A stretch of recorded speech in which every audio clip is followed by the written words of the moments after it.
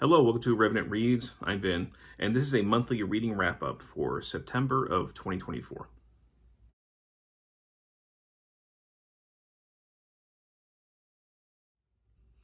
So in this video, I'm just going to go through the books that I finished reading in September of 2024. All of these books I've spoken of in more detail in some of my earlier videos, especially the Fresh Red Kills videos. That's where I talk about the books I've recently finished reading in more in-depth way.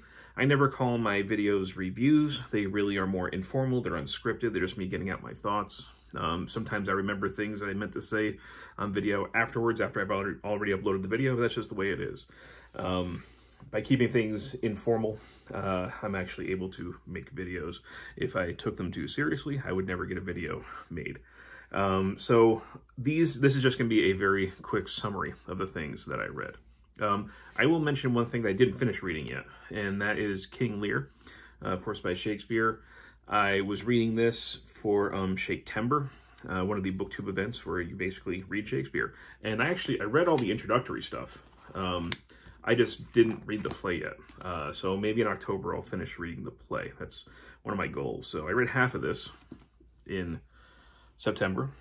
So now let's get to it. So in September, I did read this. I have mostly a couple of history things, and these are things that I read for Historathon 2024, which is a year-long reading event where we read, discuss, and celebrate nonfiction history, and we divide the year up into 4 quarters, each quarter looking at a different time period. September was the end of quarter 3, which looked at the years 1500 to 1820. So as part of that, I had read this, which is A History of Persecution, by Nigel Cawthorne. And this is very much a kind of popular history that mostly focuses on European witch trials. Now, I think this is okay for a book. It's all right. It looks like a quick read, but it's pretty small print. It's not quite as quick as it maybe at first appears. If you want just kind of a general idea about some of the witch trials that were going on in Europe, I think this is fine. I did have, I guess I would say, some cautious things to say about it. I had some red flags go off for me in the very beginning, especially starting with the introduction, where he compares, historic witchcraft hunts with things like the paranoia about communism in the United States back in the 1940s and 50s, and basically the Red Scare of that time. And he suggests that 2 of the victims of that Red Scare were the Rosenbergs. He suggests basically in his writing that they were innocent victims, and history does not generally believe that they were innocent victims. So I thought that was an odd thing to put inside your introduction. And when I went to go look at his sources to see where he's getting his information from, I couldn't find any. So he doesn't list a bibliography, he doesn't list sources. All we get is a section for further reading, which I don't know what further reading necessarily means. Does that mean that those are books that are used for this, or just other things that deal with the topic? I don't know. So anyhow, what that is to say that I had to feel like all the information that was in here, even though he's saying he's using all these basically primary source documents, the fact that I can't track any of it, and that I found something kind of, concerning in the introduction, to me meant that I had to take a lot of stuff with a grain of salt throughout here. And he also really doesn't want to get into analyzing or contextualizing the different witch hunts. He basically just kind of lists them, and, gives them to you as like, so-and-so is accused of this. This is what they confessed after torture, and then they were killed this way. So if you find value in that sort of thing, I guess I would recommend it in that case. But I think there's probably a lot better. There's tons of witch books out there. There's probably some that do a better job than that. I next followed it up with American Dialogue, also for Historathon. The Founders and Us by Joseph J. Ellis. I'd done this as a buddy read with Stephanie, a subscriber. And so this is one of those books that I say came out during the crisis of American conscience when Trump was elected, where we had historians essentially figuring out how to deal with this kind of situation that we were in with this kind of person inside the Oval Office.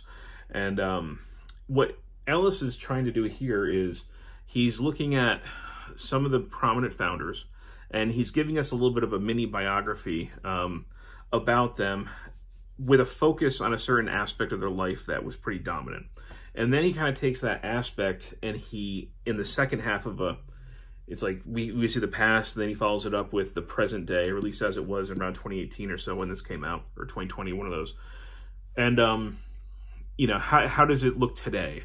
And he calls this an American dialogue, a dialogue like basically from the past to the present.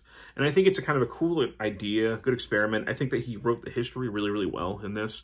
My big issue with the book ended up being that dialogue felt like it was almost at cross purposes at times. I couldn't really see a big connection quite often. Like, for instance, you know, in the very beginning, he talks about Jefferson's very complicated relationship with race, which, yeah, that's absolutely true.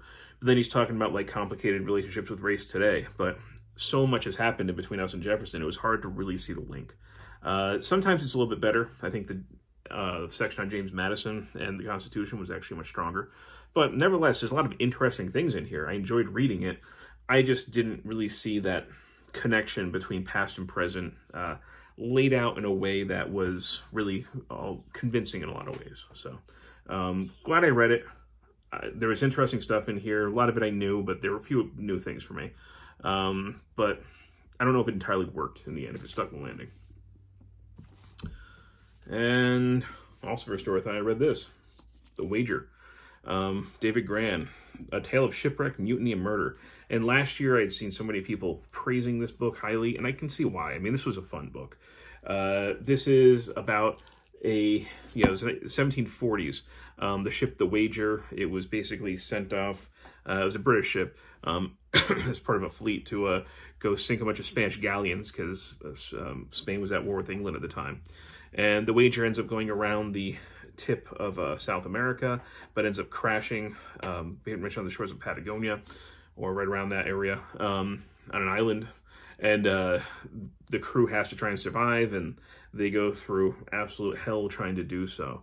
It's a really compelling story. And Grann does a great job almost laying it out in a novelistic way. You're left with cliffhangers, and there's twists in the story, and you're trying to figure out how these people are going to survive, and you get to know a lot of these crew members, and it's just really, really well done. I can totally see why people liked it.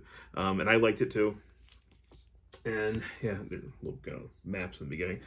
I would highly recommend this. I think even people who are not really into history, this would be a great gateway into doing more historical reading, because yeah, even in nonfiction that in many ways reads like fiction, and that's a compliment there. So yeah, I would highly recommend this one. I also did a reread of Conan, The Frost Giant's Daughter, and Other Stories, and these were the comic adaptations that were put out by Dark Horse back in the early 2000s. And September was Sumerian September, an event that is put on by Michael K. Vaughan, celebrating Conan and Robert E. Howard and things like that. And one of the ways you can participate is to read the graphic novels, or, you know, the comics. So I had read these, and I actually already had a hardcover of this on my shelves. I read these when they were coming out originally back in the early 2000s, but I found this for like $1 at a used bookstore, and I thought, yeah, okay, I'll reread this, and then I'll pass it on to my son so that he can go through and discover the joys of Conan. But yeah, if you like comic adaptations, I would highly recommend these ones. And lastly, I finished off the month of September by reading George Orwell's 1984. I had read Animal Farm, or reread Animal Farm years ago. And 1984 was also a reread for me. I had read it as a teenager, though, which I don't necessarily always count that as a read. And for many years, I thought that I had maybe not finished it as a teenager because I couldn't really remember the plot. But actually, I think maybe I actually did finish it. And yeah, 1984, everybody knows about this, or they should. So I don't think that the book works as well as a novel necessarily. The characters are incredibly thin. They can also be very difficult to, I guess, to believe. There are sort of revelations in the story that I also find hard to swallow. And it's not necessarily the plot that I think would draw people in necessarily. I think that it is incredibly important as like a political essay.